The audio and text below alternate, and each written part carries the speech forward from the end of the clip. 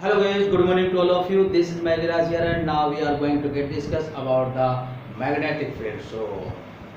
Let me discuss here the what is magnetic field. तो साथियों अब हम डिस्कस करने जा रहे हैं चुंबकीय क्षेत्र और इनकी प्रॉपर्टीज के बारे में। तो देखते हैं कि चुंबकीय क्षेत्र क्या होता है। चुंबकीय क्षेत्र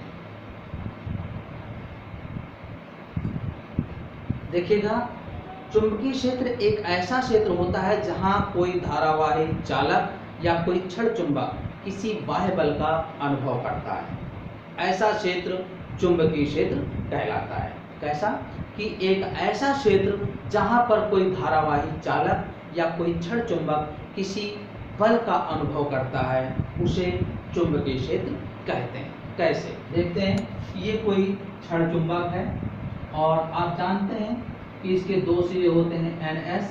अब इसके आसपास अगर हम लोहे के टुकड़े फैला दें तो ये लोहे के टुकड़े जो है N और S ध्रुवों पर आकर के ज़्यादा मात्रा में लिपट जाते हैं ऐसे, क्योंकि चुंबक लोहे के जैसे गुण रखने वाली धातुओं को अपनी तरफ खींचता है। ठीक है ना। तो ये क्या है कि इस प्रकार से इसमें क्षेत्र रेखाएं टाइप की बन जाएंगी।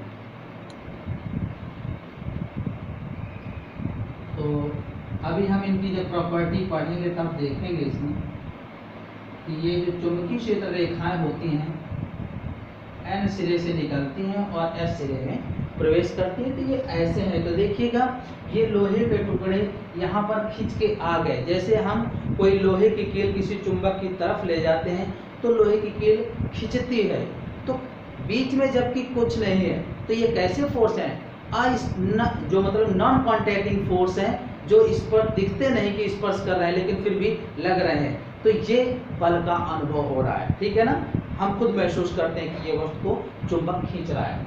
वो क्षेत्र जहाँ ऐसा होता है चुंबकीय क्षेत्र कहलाता है। दूसरा, ऑर्स्टेड ने ये बताया था, साइंटिस्ट ऑर्स्टेड ने, कि ये कोई धारावाही चालक है, धारावाही चालक, और इसके पास में या दूर में कोई चुंबकीय सुई रखते हैं तो इसमें विक्षेप बदलता है। जैसे ये है, फिर यहाँ पे ले गए, फिर यहाँ पे ले गए, यहाँ पे लाए,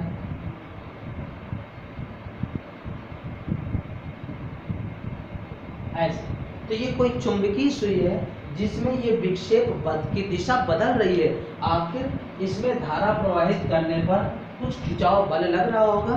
तो दोनों स्थितियों में, तो देखिए ये खिंचाव बल इनके बीच में लग रहा है जहाँ की खाली स्थान पड़ा है। तो एक ऐसा स्थान ही, एक स्थान ये या प्लेस जहाँ पर इस बल का अनुभव होता है, वही चुंबकीय क्षेत्र होता है। तो ध्यान दीजिएगा कि जब कोई एक ऐसा क्षेत्र जहाँ कोई क्षण चुंबक या धारावाही चालक किसी बाह्य बल या बल का अनुभव करता है, ऐसे क्षेत्र को चुंबकीय क्षेत्र कहते हैं। और चुंबकीय क्षेत्र को B से व्यक्त करते हैं। किससे व्यक्त करते हैं चुंबकीय क्षेत्र को?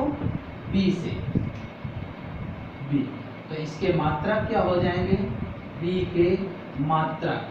तो ध्यान दीजिएगा, पहला मात्रक है न्यूटन प्रति एम्पियर मीटर, दूसरा है वेबर प्रति मीटर स्क्वायर, और तीसरा है टेस्ला।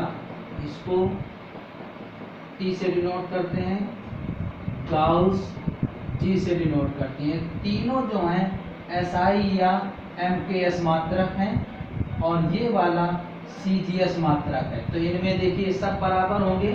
1 न्यूटन प्रति ampere metre equals to 1 weber पर metre square equals to 1 tesla, और 1 tesla equals to 10 power 4 gauss होता है, या 1 gauss equals to 10 power -4 Tesla.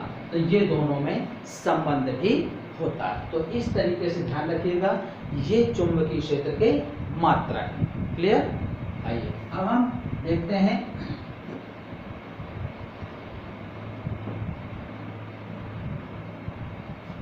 ये जो चुंबक हैं, ये देखिएगा पदार्थ है जो लोहे या लोहे के समतुल्य वस्तुओं को अपनी ओर खींचता है, चुंबक कहलाता है। ठीक है ना, एक ऐसा पदार्थ जो लोहे या लोहे जैसे गुण रखने वाली वस्तुओं को अपनी ओर खींचता है, आकर्षित करता है, चुंबक कहलाता है। ये दो प्रकार के होते हैं, प्राकृतिक चुंबक, नेचुरल मैग्नेट बोलते हैं जिन्हें, और कृत्रिम चुंबक, आर्टिफिशियल बोलते हैं। तो प्राकृतिक क्या होते हैं? प्राकृतिक चुंबक वे चुंबक होते हैं जो प्रकृति में स्वतंत्र रूप से पाए जाते हैं, मतलब ऐसे पदार्थ जो प्रकृति द्वारा पाए जाते हैं। तो ये स्वतंत्र अवस्था में ऐसे नहीं मिलेंगे, ये मतलब अयस्कों के रूप में मिलते हैं। तो देखिएगा, प्राकृतिक चुंबक Fe2O3, Fe3O4 इनके रूप में प्राप्त होते हैं, ये अयस्क हैं और इनसे फिर चुंबक निकाले जाते हैं। तो ध्यान दीजिए कि ये प्राकृतिक चुंबक हैं। और कृत्रिम चुंबक वे चुंबक होते हैं जो मनुष्यों द्वारा या वैज्ञानिकों द्वारा बनाए जाते हैं, निर्मित किए जाते हैं, कृत्रिम चुंबक कहलाते हैं।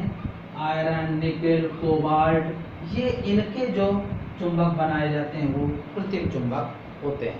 ठीक है ना, तो आइए इसी के साथ देखते हैं। और ये चुंबक जो है हमेशा दो ध्रुवों से युक्त बना होता है, N व S से। ठीक है ना, तो आइए चुंबकीय क्षेत्र रेखाओं के गुण, चुंबकीय क्षेत्र रेखाओं के गुण। तो देखिएगा, किसी भी चुंबक के N सिरे से चुंबकीय क्षेत्र रेखाएं निकलती हैं और S सिरे में प्रवेश करती हैं। ओके, चुंबकीय क्षेत्र रेखाएं N सिरे से निकलती हैं और S सिरे में प्रवेश करती हैं। N से निकलती हैं व S पर प्रवेश करती हैं।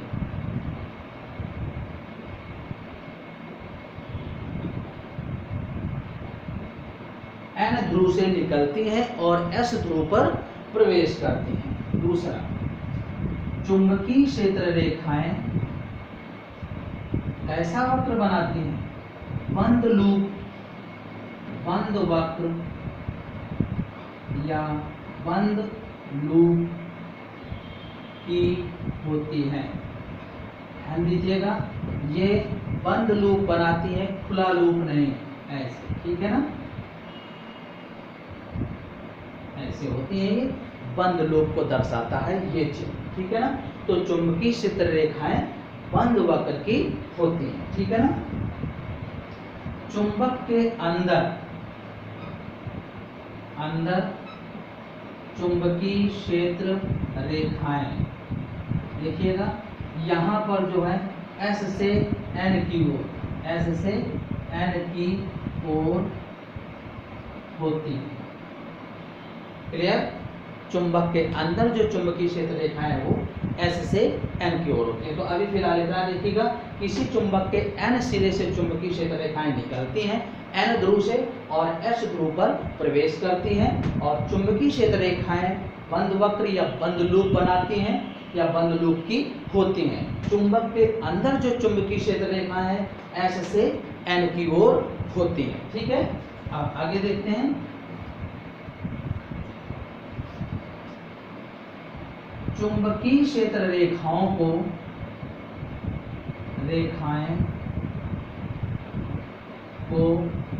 चुंबकीय बल रेखाएं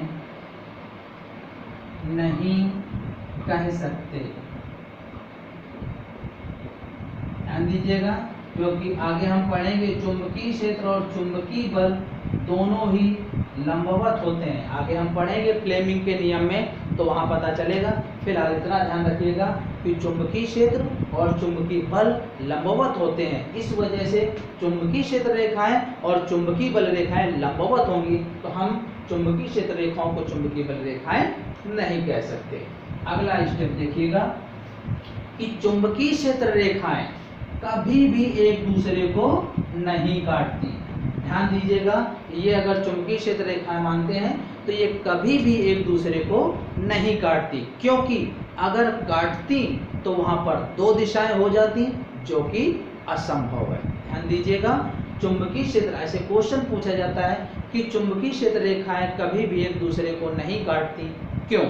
तो आपका आंसर ये होगा कि चुंबकीय क्षेत्र रेखाएं कभी भी एक दूसरे को नहीं काटती, क्योंकि अगर काटती तो कटार बिंदु पर दो दिशाएं होती,